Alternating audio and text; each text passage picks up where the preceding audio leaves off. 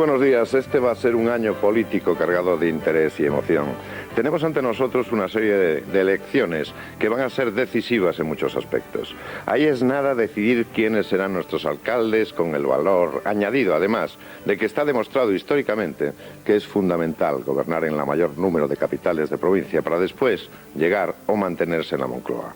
Hace 4 años el Partido Popular consiguió gobernar en municipios importantes gracias a que el PSOE e Izquierda Unida no lograron cerrar ningún pacto.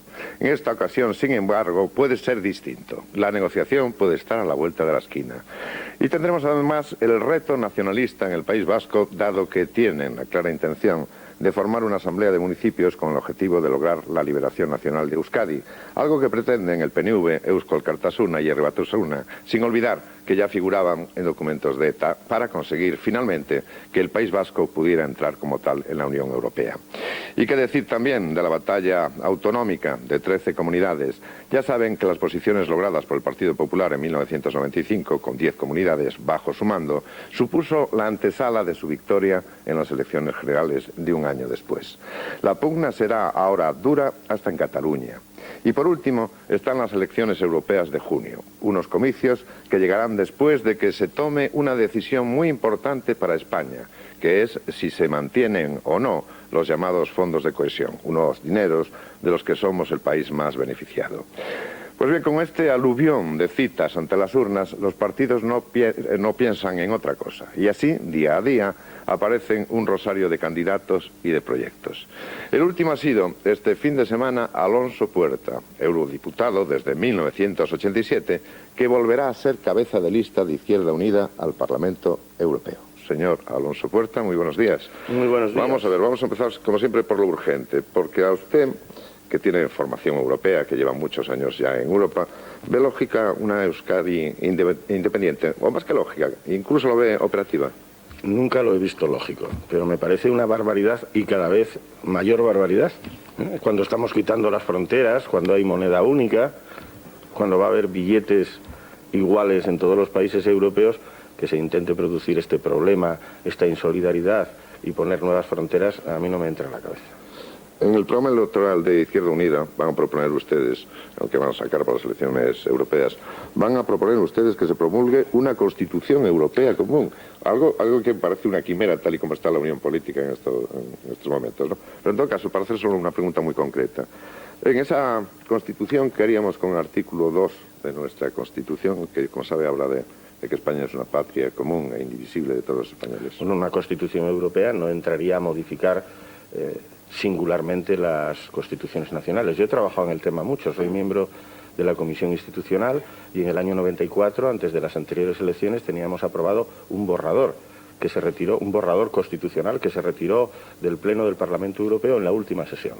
Los grandes grupos políticos que a veces claman porque haya unión política y haya una Constitución Europea la retiraron, no quisieron que llegara a la opinión pública. Esa Constitución Europea es necesaria para que el ciudadano europeo sea sujeto de derechos y deberes políticos, para que haya una trama institucional con una clasificación de las competencias europeas, las estatales, las autonómicas y las municipales. Pero los Estados miembros, los países, seguirían teniendo su identidad y su propia soberanía en el ámbito de sus competencias, compartiendo la soberanía con los otros Estados miembros en los temas de dimensión europea. Bueno, pues vamos. Es quimérico, pero no es imposible, ¿eh? No sé yo si el concepto de quimérico ya se le podría aplicar. Sí, ya pero todo lo que no se pide... De momento no se avanza mucho por ahí por la unión política. No se consigue. Bueno, pues vamos a seguir esta charla con dos estupendos periodistas, Consuelo Sánchez y Vicente, muy buenos días. Buenos días. Y Fernando Jauri, muy buenos días. Buenos días, señor Puerta. Yo lo de quimérico, lo que decía el señor Puerta de la utopía, yo estoy de acuerdo en que las utopías son las antesalas de la realidad. Pero volviendo a Euskadi, a la asamblea de municipios que han convocado para el 6 de febrero, usted dice que no sería lógico, y es verdad, están cayendo las fronteras, abrir una nueva idea de una nueva nación. Sin embargo, Izquierda Unida ha firmado la declaración de Lizarra, que apoya la autodeterminación, que esa sí es la antesala de la soberanía que pretenden los vascos. Está hablando de varios temas a la vez, de la autodeterminación, de Lizarra.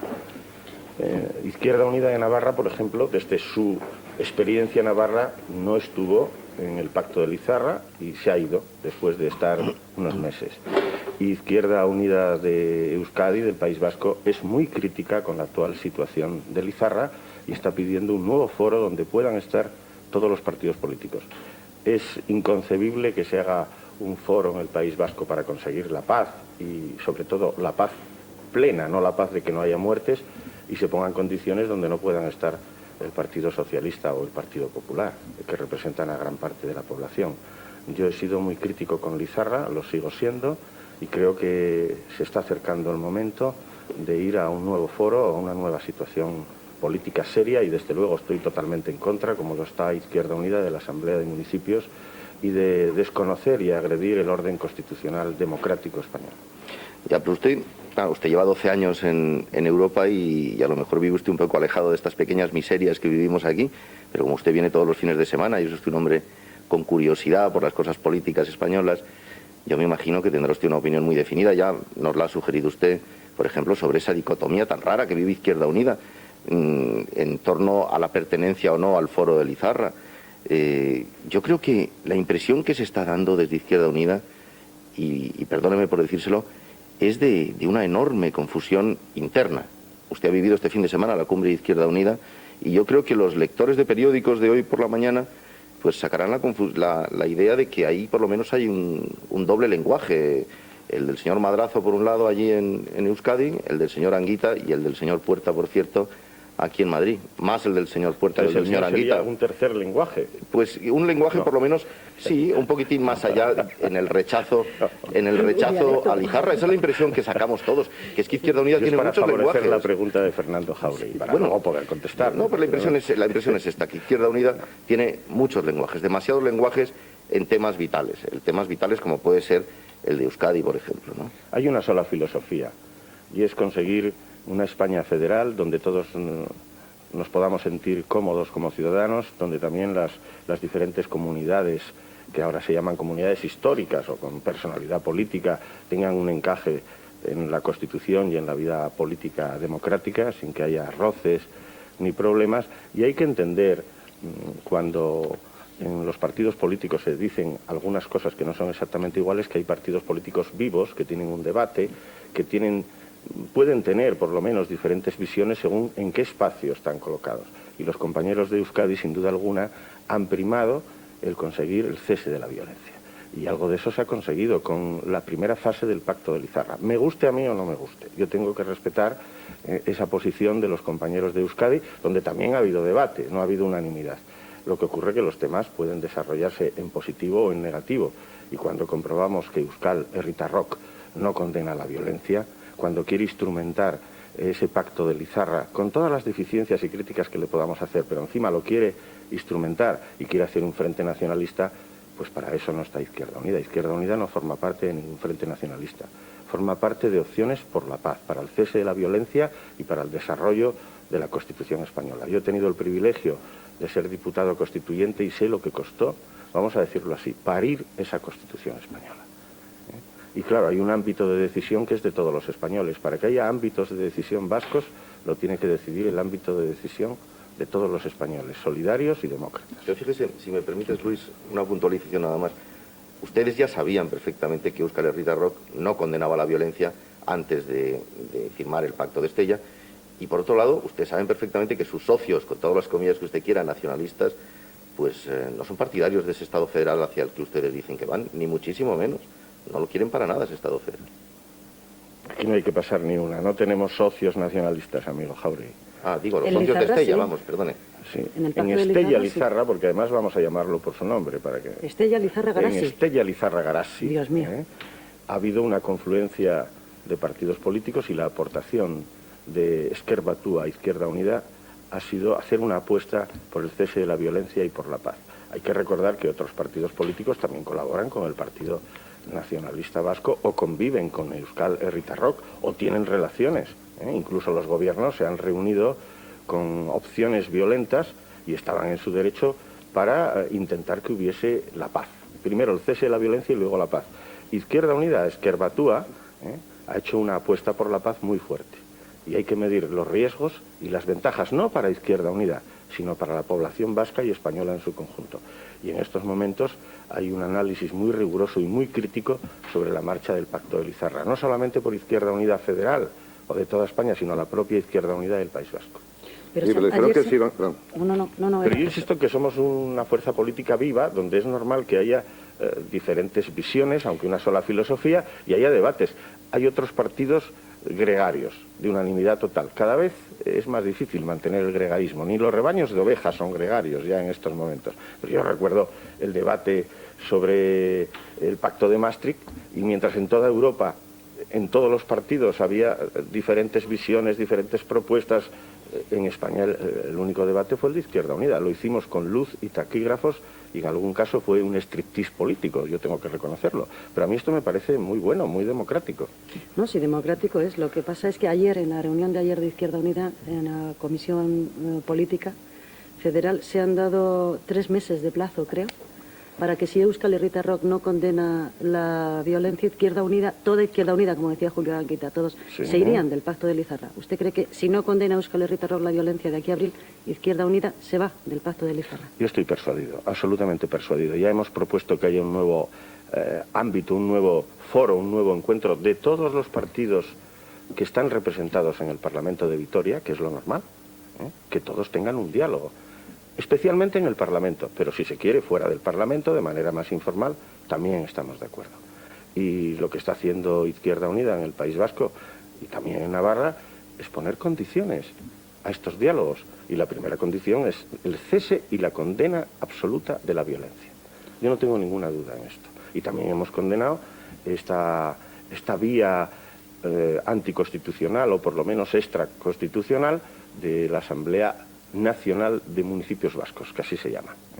Estamos totalmente críticos con esta idea. Bueno, ¿y qué le parece a usted que un exectarra, Josu Ternera, esté en la Comisión de Derechos Humanos del Parlamento Europeo, Parlamento Vasco? ¿Cómo se ve esa provocación? Esa provocación porque también implica violencia social, ¿no? ¿Cómo lo ve usted? Supongo que usted y yo compartimos la misma sensación, porque la comparte más del 95% de los españoles. Es un insulto a los derechos humanos y a la democracia.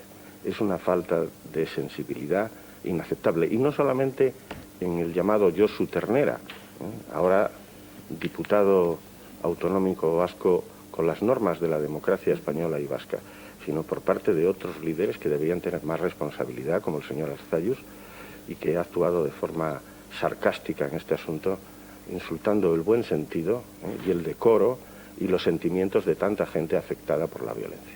Y a lo mejor la Comisión Europea de Derechos Humanos tendría que pronunciarse también y decir, y recomendar, o decir por lo menos que no es la persona idónea, ¿no? Hay un Tribunal Europeo de Derechos Humanos que no es de la Unión Europea, que está en Estrasburgo. Luego hay comisiones parlamentarias, pero no tienen esas competencias. Pero el Parlamento Europeo ha sido muy claro con Herri Batasuna y con la violencia en España. Yo tengo ocasión de hablar en el Parlamento Europeo porque soy el único portavoz español, presidente de grupos. Son grupos supranacionales. Los diputados son de diversos países de la Unión Europea. Y en su día he condenado enérgicamente la violencia, y no solamente eso. Hemos pedido que el exdiputado de Herri Batasuna, que venía a hacer propaganda o a explicar el sentido positivo de los atentados y a culpabilizar a la democracia y al gobierno de la democracia, no tuviera fuero para entrar en el Parlamento. O sea, nos hemos manifestado con absoluta claridad. Pues fíjese usted, señor Puerta, que yo no estoy muy de acuerdo con eso que dice usted. Perdóneme. El exdiputado, he dicho, ¿eh? Sí. Yo pienso que en Europa todavía quizá no saben muy bien lo que es ETA. En algunos países. Algunos grupos parlamentarios, por cierto, del Parlamento Europeo tampoco saben muy bien lo que es ETA. Todavía están hablando de un movimiento político, todavía hablan de presos políticos. En Bruselas, Bélgica, todavía hablan de refugiados políticos, de dar asilo político a los etarras. Hombre, usted que lleva 12 años ahí, ¿no cree usted que ya va siendo hora de que hagamos una ofensiva de imagen, llámese como quiera, que el Estado español haga una ofensiva de cara a Europa para demostrar de verdad quién es esta gente? Y por otro lado, déjeme que le pregunte, yo no sé muy bien en Europa qué están pensando ante este proceso que estamos viviendo aquí ahora mismo, tan de tiras y aflojas, tan confuso, de tregua, este proceso hacia la paz que estamos viviendo. Yo no sé qué piensan en Europa y se lo pregunto a usted que está tomando el pulso allí todos los días. Bueno, yo compruebo que estamos de acuerdo, no en desacuerdo. O sea, que hay inercias del pasado. Usted ha dicho que todo va bien allí en el Parlamento No, yo Europeo. nunca he dicho que todo va bien. Allí, No, yo suelo decir que hay que ver cómo van las cosas y hay una parte positiva. Yo creo que allí hay muchas divisiones. Que yo he hablado... Si estoy de acuerdo con usted, me encanta. Estamos de acuerdo, pero ¿por qué querer estar en desacuerdo cuando estamos de acuerdo? Habrá otras cosas en que estemos en desacuerdo. Pero hay una inercia del pasado en algunos países, o en zonas de países, que son hipernacionalistas. Estoy pensando en Flandes y en el problema belga de las tres comunidades, la Valonia, Flandes y Bruselas. Y ahí es donde han tenido algún eco, como inercia del pasado, los nacionalistas vascos, incluso los extremistas, me estoy refiriendo a los extremistas. Yo creo que se ha hecho una campaña de información bastante fuerte, no solamente en Europa, sino en América Latina.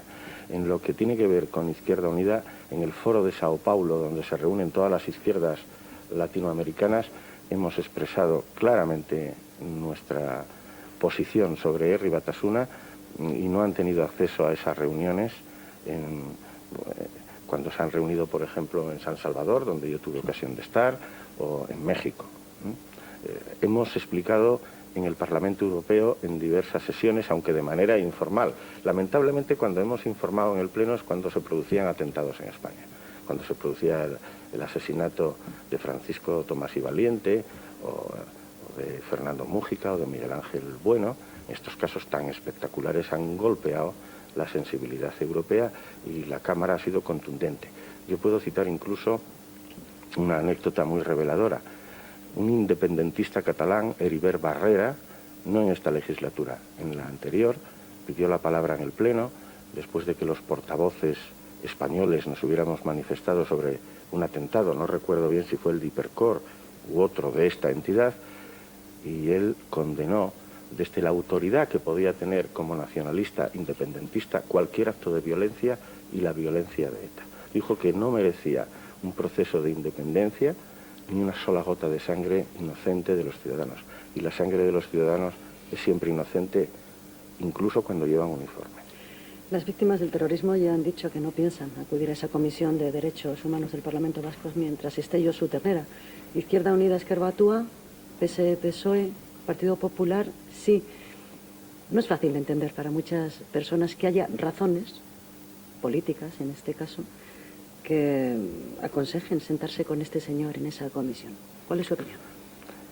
A mí me resultaría, no sé qué adjetivo poner, que no quiero ser hiriente ni peyorativo, pero me daría cierta repugnancia moral sentarme en una comisión de derechos humanos con alguien que no solo ha cometido ese tipo de violencias o las ha dirigido, sino que no se ha arrepentido. Porque todo el mundo tiene derecho a arrepentirse, a cambiar y a participar plenamente en la democracia. Pero desde la persistencia en esas actitudes a mí no me parece admisible, y voy a decir, por ejemplo, en esto coincido con un miembro del Partido Nacionalista Vasco, con el señor presidente de la Cámara de Vitoria, Atutxa, que ha expresado opiniones como las que podemos expresar nosotros. Porque no quiero establecer una dicotomía entre una sensibilidad vasca y otra española. Esto no es cierto. Hay una sensibilidad democrática y otra antidemocrática. Muchas veces, cuando nos hablan de Irlanda, lo que no nos dicen los nacionalistas vascos, sobre todo los extremistas, que hay que dividir también claramente entre el derecho a ser nacionalista vasco, que yo no se lo niego, y la utilización de la violencia. Nos hablan de Irlanda, pero lo que no nos dicen es que no nos llevan a la solución de Irlanda, sino a la fase de Irlanda en que se enfrentaron dos comunidades y hubo casi una guerra civil. Si siguiéramos el camino de Herri Batasuna, llegaríamos a esa situación, a la peor Irlanda, no a la mejor. Por eso es que también es un contrasentido esta Asamblea de Municipios, ¿no? Porque apoyada por el PNV, viene a suponer esta Asamblea pues como si dinamitasen las instituciones que existen en estos momentos, autonómicas, y que también gobierna el PNV, ¿no? Es un contrasentido y que según el gobierno y el PSOE lo han dicho y viene en los titulares de los periódicos, supone que aparentemente el PNV está haciendo un seguidismo, ¿no?, de Herri Batasuna. Esa es la impresión que da. Yo no puedo juzgar intenciones, pero la impresión es esa. Van no solamente contra la Constitución, sino también contra el Estatuto de Gernika, que ha sido legitimado por una gran mayoría de los vascos. Y aquí hay una reminiscencia del pasado. Han utilizado un instrumento que tenía otro sentido, ¿eh? Antes de la Guerra Civil hubo una asamblea de municipios vascos para pedir el primer estatuto de autonomía, pero aquello era un impulso democrático y era un impulso dentro de una Constitución, y era un impulso dentro de las fronteras del País Vasco. ahora se quiere extender a otros territorios. Es una forma de, entre comillas, de anexión política de Navarra y del País Vasco francés, por un método indirecto que creen que es muy imaginativo y que yo creo que no va a tener ningún éxito y que es inaceptable.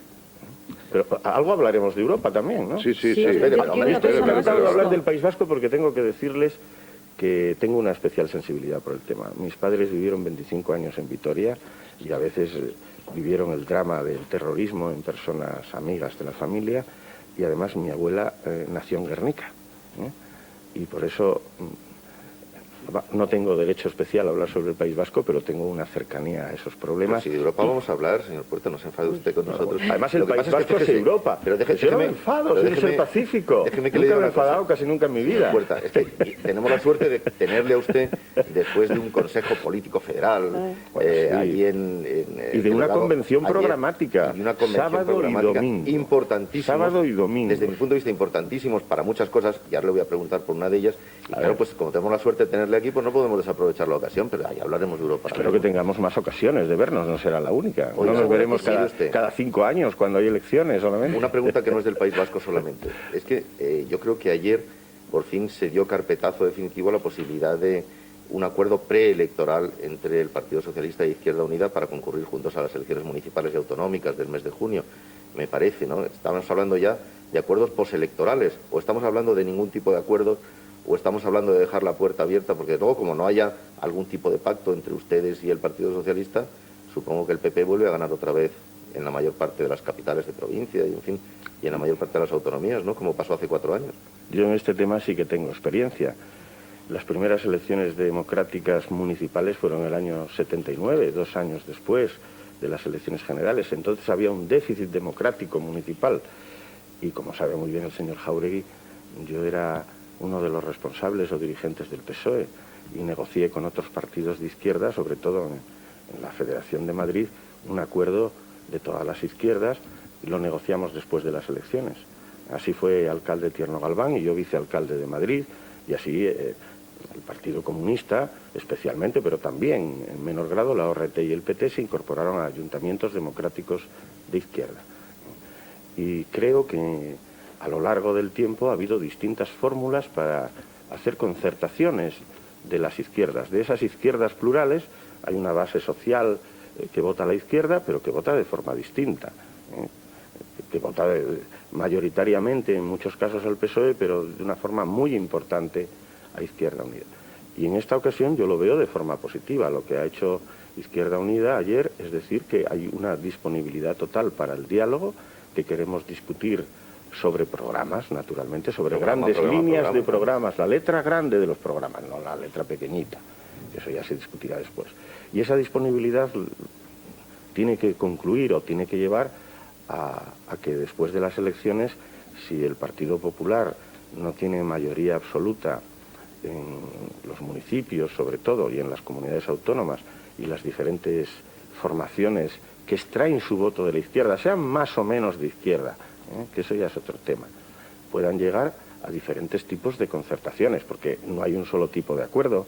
Se pueden hacer gobiernos conjuntos o se puede votar al candidato de la lista más votada, candidato o candidata de la lista.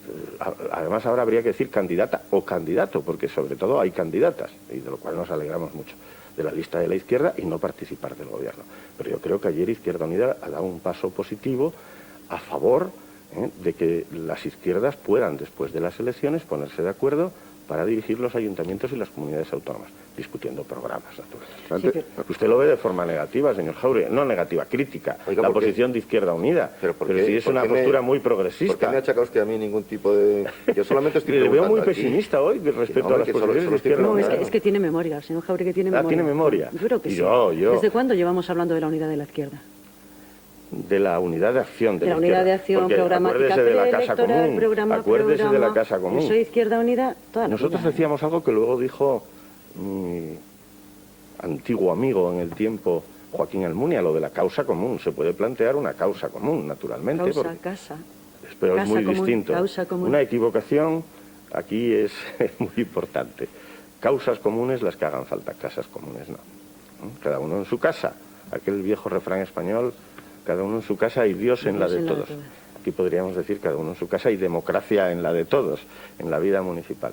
Yo creo que hemos dado pasos muy positivos e incluso pues hemos analizado críticamente experiencias de un pasado no tan remoto, de hace 4 o 5 años, donde el desacuerdo de las dos grandes opciones de la izquierda llevó a que en varios ayuntamientos y comunidades hubiera alcaldes o presidentes de la autonomía de la derecha o del centro derecha. No le voy a negar yo al Partido Popular su vocación de centro, faltaría más, hay que ser respetuoso con todos, y gobernaron teniendo mayoría relativa. Yo creo que va a ser mucho más difícil después de estas elecciones. Y pueden llegar a acuerdos porque antes había una gran incomunicación entre los dos líderes, entre Felipe González y Julián Quita, ¿no? O sea que este posfelipismo, este aparente posfelipismo, al final puede favorecer esa unión de la cosa, que no de la casa común. ¿Cómo tener la cosa, la casa y la causa? Bien, está bien. Bueno, sí. El aparente posfelipismo, aquí hay que hacer casi... ¿El aparente? Hay que hacer unos estudios. Hombre, ahora hay un Borrell aparente también. posfelipismo. Borrell también. No, si yo no voy a... Bueno, entrar pero en hay eso. un aparente posfelipismo o un posfelipismo. ¿Usted qué diría? Yo creo que todavía no está el PSOE instalado en el posfelipismo, no han pasado página. Creo que no han pasado página. Pero si va usted a tener que luchar en los mítines contra Felipe González, a tenor de lo que estamos viendo, porque Felipe González nos están diciendo que el Partido Socialista le quiere forzar a que acepte ser el número 1 en la candidatura europea socialista. Yo no sé qué piensa usted de todo esto. También se habla de que el Partido Socialista quiere traer como número 2 a Emma Bonino. Esto lo he leído yo en los últimos... A Manuel Marín, que le teníamos aquí la semana pasada, y hablábamos con el de Europa también, como vamos a hablar con usted, claro. Claro. ¿Y a usted qué le parece todo esto? Felipe González, tenerle de rival preelectoral, luego postelectoral, no sé si llegarán ustedes a algún acuerdo. Bueno, en Europa es La cosa difícil común llegar a un europea. acuerdo de gobierno, pero sí que puedo decir que en el Parlamento Europeo hay una buena relación, una buena comunicación y una concertación muchas veces entre los grupos autodenominados progresistas. El grupo de los socialistas europeos, el que yo presido, que se llama nada menos que Izquierda Unitaria Europea, Izquierda Verde Nórdica. El grupo de los radicales y el grupo de Una los tarjeta verdes. de visita así de grande. ¿Sí? Bueno, procuro no hacerme tarjetas de visita por ese problema, porque no me cabe el nombre, pero la verdad es que hemos consolidado un espacio político importante en Europa, y representamos a más de 12 millones de electores, digamos que al 10% de la población, y allí tenemos unas excelentes relaciones. En cuanto... no siempre estamos de acuerdo, porque nosotros no estamos dispuestos a legitimar el pacto de estabilidad o a aceptar así como así la Europa de la OTAN. Queremos la unión política, hemos hecho un balance sobre el euro con sus luces y sus sombras, pero en lo que me están preguntando, Sí. la campaña electoral, porque conviene contestar las preguntas, ¿verdad? No, señor sí, Marín? no, va a hablar. Vengo de todas las preguntas. Y ya hablaremos de Europa. Ya sabes de eso, pero aprovechando que el Pisuerga pasa por Valladolid, pues hay que dar algunos Un paseíto, datos a la un opinión paseíto. pública y dar la información que se demanda muchas veces. veces. Bueno, pues el PSOE nombrará a su candidato, nosotros no somos quien para opinar. Yo me sentiría muy contento y muy honrado de poder discutir con Felipe González en vivo y en directo cuál ha sido la política europea de cada formación política española, y cuál es el grado de europeísmo. Yo ya digo que nuestro europeísmo es crítico, suelo decir que somos los europeístas más críticos y los críticos de la construcción europea más europeístas. La verdad es que ya he tenido ocasión de discutir con Felipe González en el Pleno del Parlamento Europeo, en 2 ocasiones. Cuando fue presidente el semestre de la presidencia española, y la segunda vez cuando en esa misma condición hicimos el debate sobre el Estado de la Unión. Además estuvimos en la mayor cercanía física. Yo ocupo el escaño número 3 del Parlamento Europeo y el 1 y el 2 lo ocupan el primer ministro y el ministro de Asuntos Exteriores de cada país durante su semestre de presidencia. Y entonces pudimos intercambiar opiniones y yo ya le pude decir que sus certidumbres sobre la bonanza europea y el futuro de Europa eran excesivas. Sin llegar a dogmáticas, pues se acercaban. Y que había riesgos en la construcción europea, riesgos en general para toda Europa, para las clases sociales más vulnerables y para algunos países más periféricos como España. O sea que no sería el primer debate. Y a mí me gustaría mucho que fuera Felipe González el candidato, porque es un candidato con una gran experiencia europea, incluso premio Carlomagno, que yo nunca tendré, pero sí tengo argumentos para poder discutir con Felipe González, en nombre de Izquierda Unida. Quizás sea conveniente recordarle a nuestros espectadores más jóvenes que a usted le expulsaron del PSOE por denunciar los primeros casos de corrupción, de financiación irregular de partidos que se denunciaron. Pero esto fue hace 18 en años. este país, ¿no? sí, pero es que tenemos audiencia, Seguimos hablando se de Europa. renueva, la audiencia se renueva. para Y esto que de la los jóvenes- corrupción, desgraciadamente, no es algo que acabase hace 15 años. Digo eso, si usted es un adelantado de las denuncias de corrupción. Ha habido este mes en el Parlamento Europeo, del que usted es miembro desde hace 12 años, una moción de censura contra la Comisión Europea, el Gobierno de Europa, por presunta corrupción y nepotismo. Hoy hemos visto lo que ha pasado en el Comité Olímpico Internacional, que es que la corrupción llega incluso al espíritu olímpico. Dos cosas. Una, yo he acabado, después de la moción de censura del Parlamento Europeo, con una cierta sensación de apaño, de que han hecho un apaño porque no convenía mover demasiado el colchón. Y sin embargo, en las sociedades cada vez hay más interés en que no se consienta esa especie de degeneración de la ética en la vida política. Bueno, la primera parte, yo hace 18 años hice frente a mis responsabilidades como portavoz socialista en el Ayuntamiento de Madrid y además llevaba directamente la lucha contra la corrupción, pero procuré hacerlo de forma seria, digna y desde la responsabilidad de mi cargo. El tema acabó como el rosario de la aurora, fui, como yo digo, honrosamente expulsado del PSOE.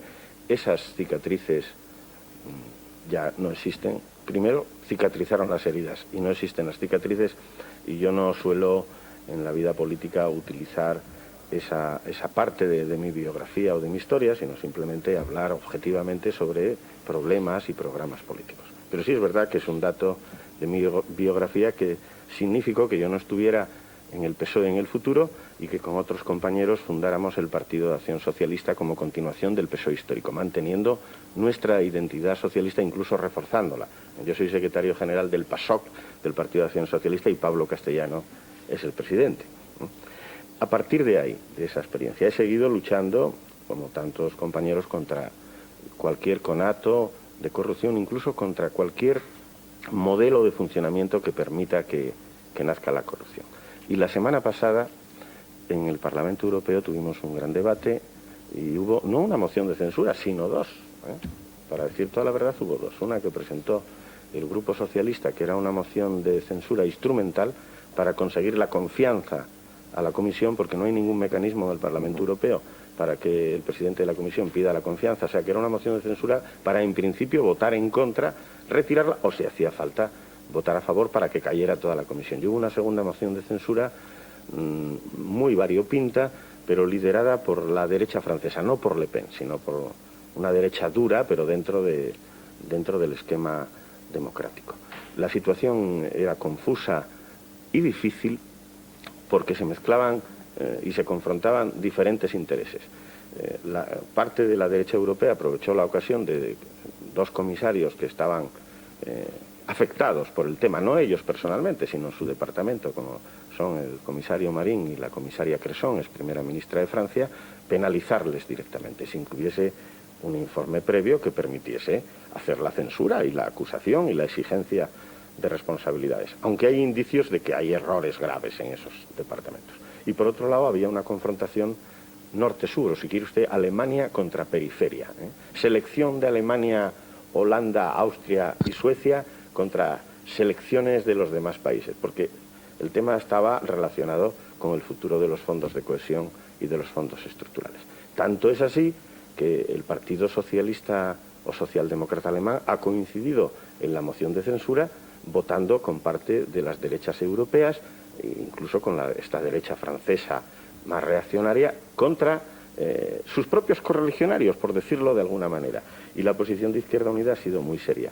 Ya hace 3 años presentamos, en aquel caso no era una moción de censura instrumental, era una moción de censura con todas las consecuencias en el tema de las vacas locas, donde encontramos que la Comisión no había estado a la altura de las circunstancias. Presentamos una moción de censura que tuvo 118 votos, el número de diputados del Parlamento Europeo es 626. En este caso, nosotros inicialmente votamos la no aprobación del presupuesto del 96, que es donde estaban las supuestas irregularidades, y si no irregularidades, graves errores. O O sea que primero votamos, devuélvase el presupuesto del año 96. Pero eso fue en diciembre. Eso fue en diciembre. Y en enero lo que les han dado es un plazo hasta el 15 de marzo, un grupo de sabios y tal, exacto. y a ver si se explican. En enero hicimos una propuesta de resolución donde no penalizábamos directamente y sin tener elementos de juicio a ningún comisario, sino a toda la comisión, para que se comprometa a abrirnos su casa y poder saber qué ocurre en cada departamento. Presentamos una propuesta de resolución en común con el grupo de los socialistas y con el grupo radical. También nos apoyaba el grupo golista, pero recibieron una llamada del Elíseo para que no coincidieran con partidos de izquierda y progresistas. Y esta resolución, frente a la resolución liberal y del Partido Popular, tuvo una amplia mayoría. Superó la mayoría absoluta, que es muy difícil en el Parlamento Europeo. Los 314 votos, que es la mitad de 626, más uno. Esa es la mayoría absoluta. Y a partir de ahí, a partir de conseguir una solución sobre el caos que se había producido en la relación entre las instituciones, nos negamos a participar en la votación de la moción de censura. El Grupo Socialista retiró su moción de censura instrumental, que era simplemente una amenaza contra toda la comisión. Y quedó la otra, pero se iban a votar juntas porque no podía haber más que una moción de censura. Consta en acta que los diputados de Izquierda Unida, otros diputados del grupo, la mayoría votaron la moción de censura, o muchos de ellos, y alguno votó en contra. En todos los grupos hay diversidad de voto, pero los diputados de Izquierda Unida hicimos constar en acta que no queríamos participar en una farsa de mociones de censura. Con esta transparencia... ¿Y no puede haber otra moción de censura en mayo así?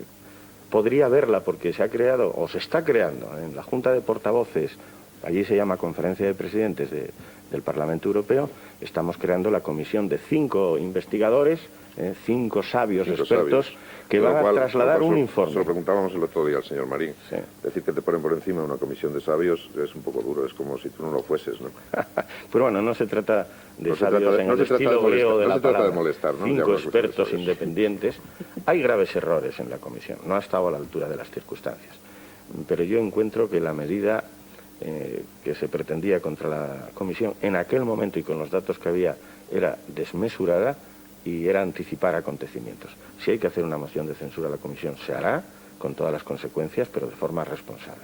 No se pueden utilizar instrumentos como la moción de censura para las peleas entre unos y otros grupos o unos y otros países. Tal y como ha explicado usted el mecanismo de funcionamiento del Parlamento en la moción de censura, y lo ha explicado usted muy bien, estoy seguro que no hay un solo telespectador ahora mismo que lo haya entendido, se habrá quedado por ahí en el segundo paso, en el tercero, lo cual demuestra la complejidad de funcionamiento del Parlamento Europeo. Pero fíjese, ha dicho usted una cosa que a mí me gustaría retomar. Ha hablado usted de los socialdemócratas alemanes que al final se quedaron votando con la extrema derecha francesa prácticamente. Yo me gustaría preguntarle, claro, los socialdemócratas... y con otros, pero también. Entonces, yo me gustaría preguntarle, han llegado los socialdemócratas alemanes, el señor Schröder ha llegado al poder, ha montado un gran follón europeo, ha variado o alterado todas las líneas de actuación de Kohl, que era un hombre que construyó Europa, que contribuyó mucho a construir Europa, y ahora mismo, pues por ejemplo, los países pobres, entre comillas, entre otros España, pues tenemos, yo creo que muy fundamentados motivos para temer la actuación de los socialdemócratas alemanes.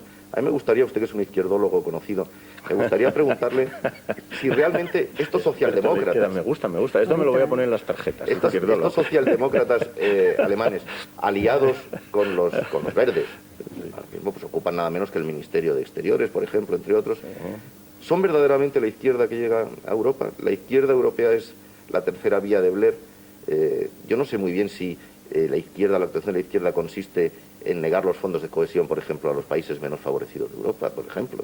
Eso yo no sé si es la construcción europea que nos viene de la mano de los socialdemócratas así llamados, ¿no? A ver, usted como izquierdólogo. Bueno, pues como izquierdólogo tengo que decir, y desde mi experiencia en política, que es incomprensible que cuando en Europa hay solamente 2 gobiernos de derecha, que se declaren de derecha, el de Irlanda y el de España, cuando los partidos de la Internacional Socialista controlan como mínimo 11 gobiernos, sea cuando estén más en riesgo, precisamente, todos los mecanismos de solidaridad y de igualdad entre los ciudadanos de unos y otros países. Yo estoy persuadido que la tercera vía de Tony Blair no es una expresión de la izquierda, es otro viaje hacia el centro. Naturalmente que hacia el centro se puede ir desde distintas latitudes. Pero nuestra sorpresa no tenía límites cuando nos encontramos con una declaración conjunta del primer ministro británico Tony Blair, del nuevo laborismo, y del presidente del gobierno español, don José María Aznar, sobre política de empleo de cara a una cumbre europea. Lo que pasa es que eso es lo que hay, o sea, señor... Pero también hay un gobierno francés Blair, de la izquierda plural, con el cual yo me siento muchísimo más identificado. O con Óscar Lafontaine, del Partido Socialdemócrata Alemán, que no es el Röder. Sí, pero lo que yo le quería decir es que esos 11 gobiernos socialdemócratas están optando, digamos, por un capitalismo o un liberalismo menos duro del que pueden estar optando los dos partidos, los dos gobiernos de derechas, pero la sensación que hay entre muchos eurooptimistas y desde luego entre los euroescépticos es que esta batalla, la batalla de Europa, la ha ganado el capital y que la Europa social la veremos algún día con un poco de suerte los nietos, ¿no? Vivimos en un sistema de mercado, vivimos en un mundo capitalista y además, para más INRI, vivimos con una hegemonía de las políticas ultraliberales. En este momento que están poniendo en riesgo el propio modelo social europeo que ha costado 150 años conseguir, un modelo de solidaridad y de derechos sociales mínimos de los ciudadanos que recogen las diferentes constituciones democráticas. Y en este momento tan importante de la vida europea, con el reto de la ampliación hacia los países del este, con la moneda única, nos encontramos con un consejo, es decir, con una suma de gobiernos que, extraída su representatividad del voto de la izquierda, hacen una política de mera gestión de este modelo ultraliberal de economía. De ahí las razones que asisten a Izquierda Unida. Nosotros nos negamos a gestionar este modelo o a legitimarlo. Somos europeos, somos europeístas, pero no podemos aceptar que para que haya moneda única tenga que venir acompañada de los rigores del Pacto de Estabilidad. Yo dije en la solemne sesión del 2 de mayo del Parlamento Europeo, con la sala llena, que no siempre ocurre, con los 626 diputados prácticamente y las representaciones de muchas asociaciones europeas, que euro sí, pero no así, porque nosotros comprendemos y aceptamos y apoyamos que haya una moneda única en Europa, va unido a la construcción europea, pero no en estas condiciones. Tampoco podemos aceptar que el Banco Central Europeo no tenga ningún control político, que sea prácticamente independiente. Esto no ocurre en Estados Unidos. En Estados Unidos hay un gobierno de la economía, hay un gobierno federal y hay unas responsabilidades que tiene que dar la Reserva Federal ante ese gobierno federal. Y además hay otras circunstancias. En Estados Unidos hay una crisis económica mundial, hay una movilidad laboral interna, hay una serie de mecanismos que producen apoyo y solidaridad dentro de las diferentes zonas económicas de los Estados Unidos. Si eso ocurre en Europa, habrá países, entre ellos España, que van a sufrir los rigores de la crisis.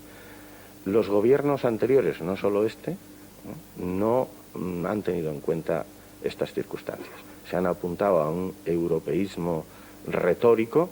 También han hecho cosas buenas, no seré yo quien lo niegue, han dado pasos importantes y el señor Felipe González en Edimburgo consiguió unos fondos de cohesión que son muy positivos para nuestro país, pero aceptó plenamente la lógica del señor Kohl. El mejor aliado del señor Kohl en Europa ha sido Felipe González. Incluso llegaron a una gran amistad, a una pareja de hecho en política.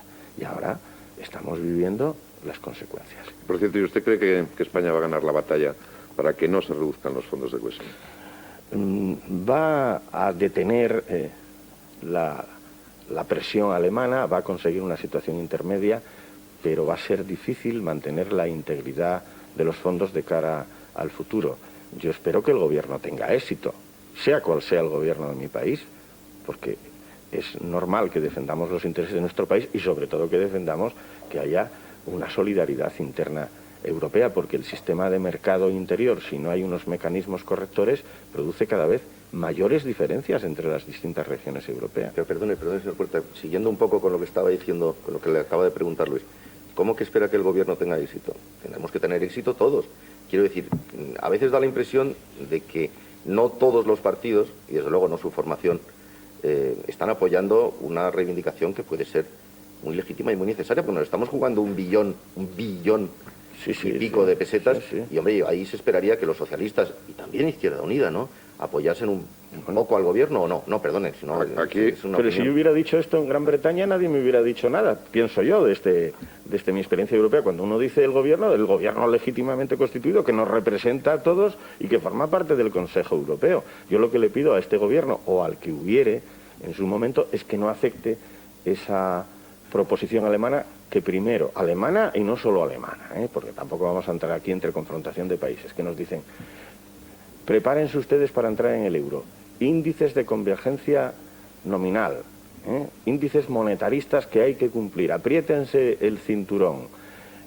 Tratado de Maastricht. La parte negativa del Tratado de Maastricht, porque también tenía sus partes positivas a favor de la Unión Política Europea.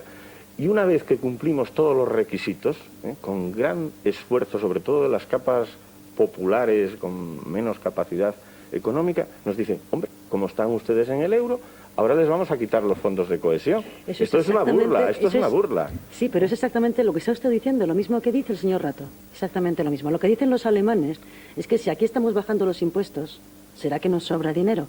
Y que en la Agenda 2000, lo que hay que negociar ahora en marzo, que también es el presupuesto para la ampliación de la Unión Europea a los países del este, esos sí que son pobres. Y nosotros, que estamos bajando los impuestos, igual tenemos que renunciar a un poquito de dinero para darle a esos otros más pobres. Bueno, cada uno le saca brillo a sus argumentos, claro. Y los alemanes les han sacado todo el brillo posible para que reluzcan bien sus argumentos.